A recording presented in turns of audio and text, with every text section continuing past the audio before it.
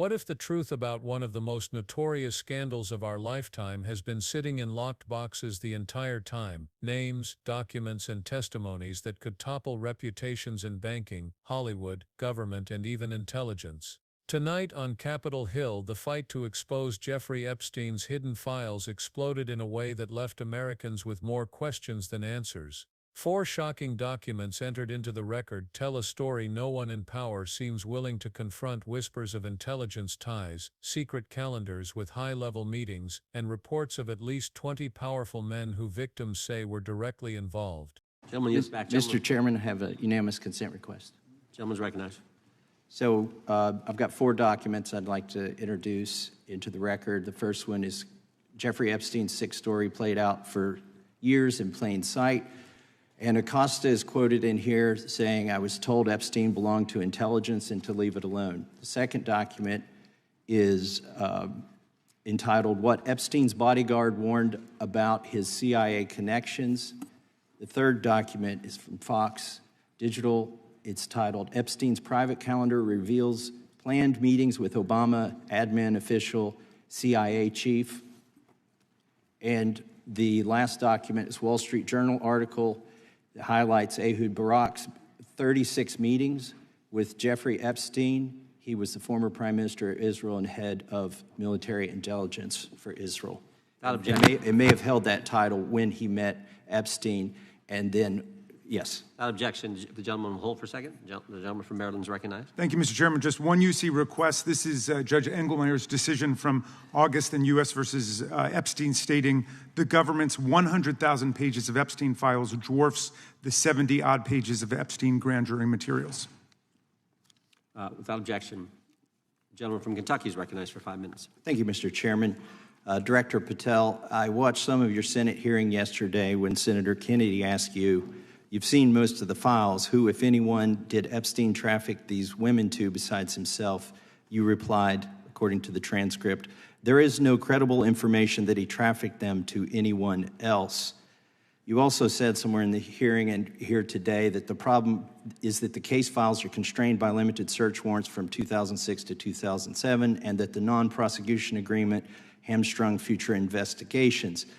Those constraints only apply to the Southern District of Florida. They do not apply to the Southern District of New York, the location of the 2019 sex trafficking indictment, which produced many things, including a series of FD 302 documents. According to victims who cooperated with the FBI in that investigation, these documents in FBI possession, your possession, detail at least 20 men, including Mr. Jess Staley, CEO of Barclays Bank, who Jeffrey Epstein trafficked victims to, victims including minors, such as Virginia Roberts Giuffre, may she rest in peace. That list also includes at least 19 other individuals, one Hollywood producer worth a few $100 million, one royal prince, one high-profile individual in the music industry, one very prominent banker, one high-profile government official, one high-profile former politician, one owner of a car company in Italy, one rock star, one magician, at least 6 billionaires, including a billionaire from Canada. We know these people exist in the FBI files, the files that you control. I don't know exactly who they are, but the FBI does. Have you launched any investigations into any of these people, and have you seen these 302 documents? Sir, I have asked my FBI agents to review the entirety of the Epstein files and bring forth any credible information. And we're working with Congress not only to divulge that information and produce it to you, but any investigations that arise from any credible investigation will be brought. There have been no new materials brought to me launching a new indictment. So is the loophole here, or is it your assertion that these victims aren't credible, that the 302s maybe didn't produce credible statements that rise to a probable cause? It's not my assertion, sir. It's the assertion of 2 different United States attorneys' offices from 3 separate administrations who investigated those same materials in lifetime. Are the 302 documents in the FBI's possession? They reviewed all that, yes, sir. And so have you reviewed those 302 documents where the victims name the people who victimized them? If I personally know, but the FBI has.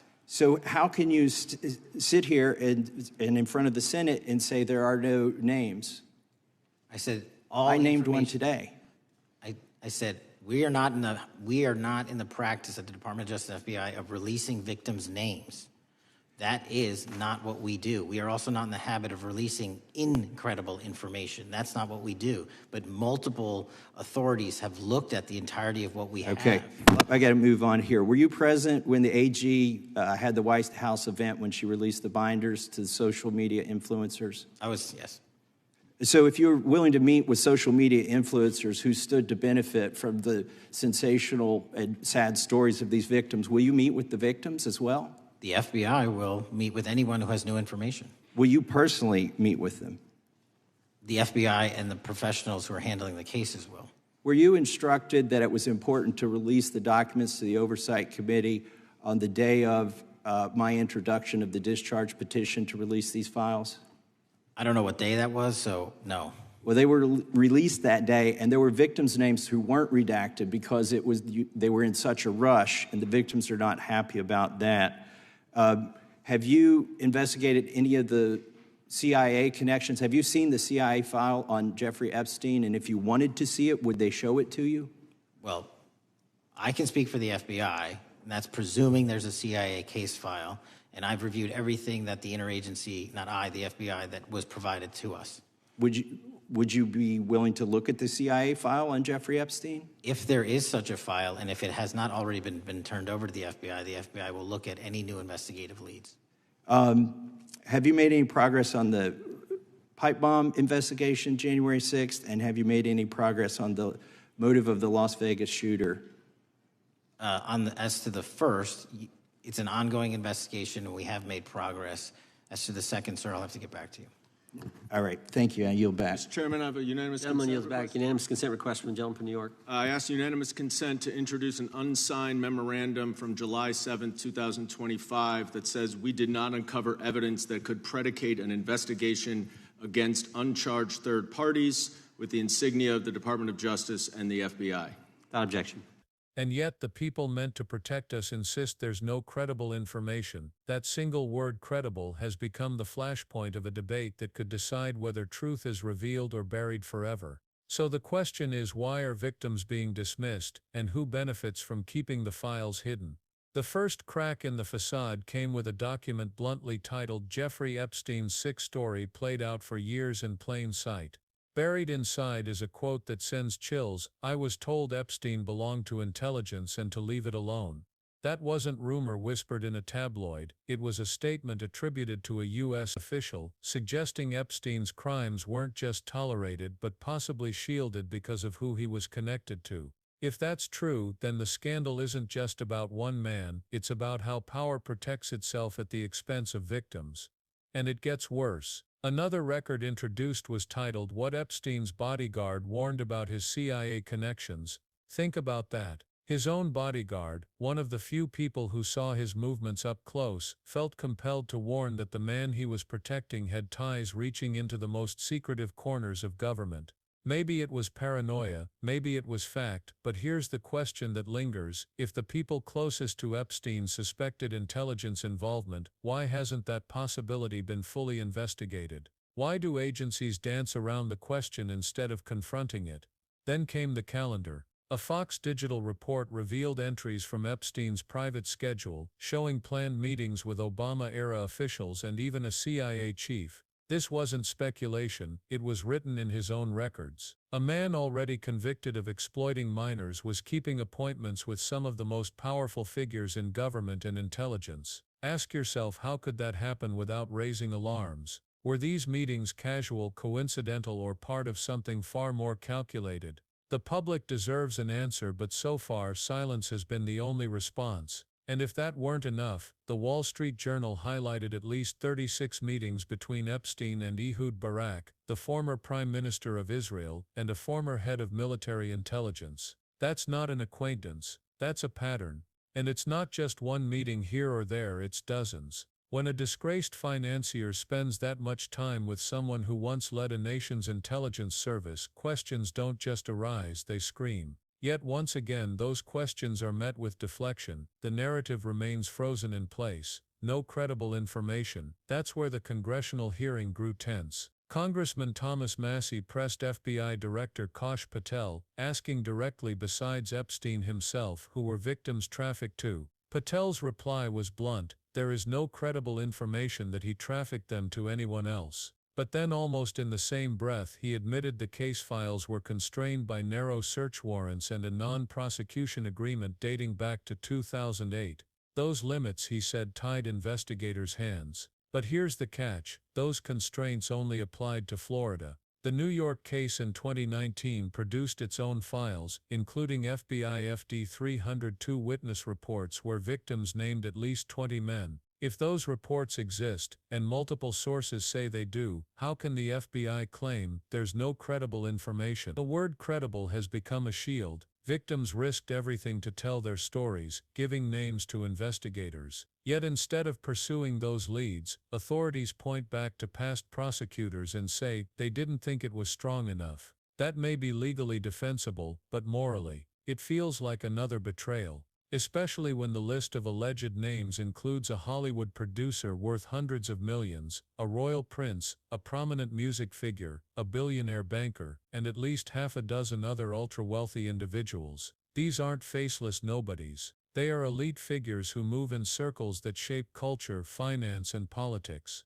To dismiss testimony about them as not credible without full public review sends a chilling message: if the accused are powerful enough, the truth never sees daylight. And here's the deeper context. Back in 2008, Epstein secured a secret non-prosecution agreement in Florida that didn't just protect him, it shielded unnamed co-conspirators. That deal was hidden from victims and the public. It wasn't just lenient, it was unprecedented. Years later, when Epstein was finally arrested again in New York, many assumed that loophole no longer mattered. After all, it applied to one jurisdiction, but during this hearing, lawmakers pointed out that prosecutors elsewhere should have been free to act. So why didn't they? Why did a deal in Florida paralyze justice across the country? Was it legal caution or deliberate inaction? Which brings us back to the intelligence angle. If documents entered into Congress claim Epstein was protected because he belonged to intelligence, what does that actually mean?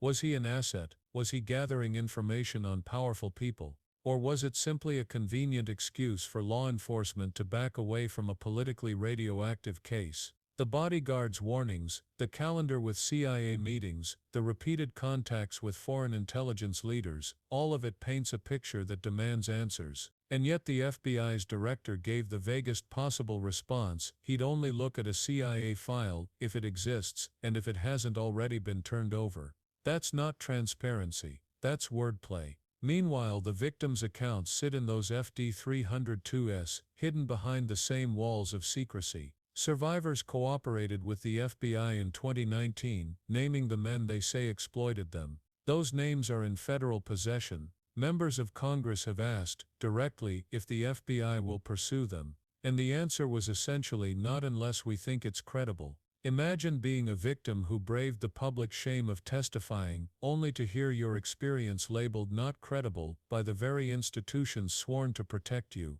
That's not just discouraging, it's devastating. Even beyond Epstein, lawmakers pressed Patel on unrelated but equally unresolved cases: the motive behind the Las Vegas shooter in 2017 and the pipe bomb investigation from January 6.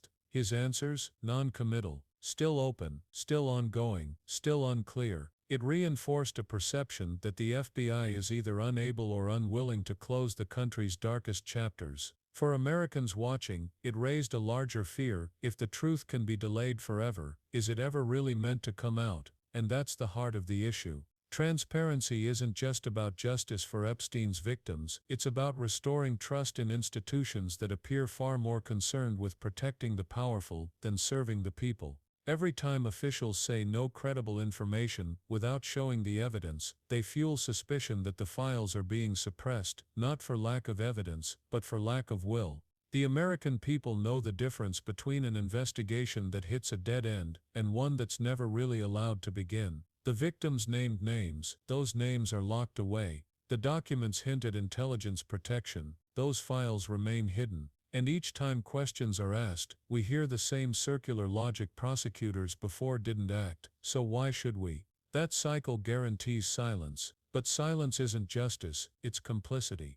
This story is not finished, more hearings are expected. Pressure on Congress is growing, and the question looming over everything is simple: who was Epstein really working for, and how far does the protection go? If even a fraction of what's in these documents is true, then the scandal we think we know is only the tip of something much darker.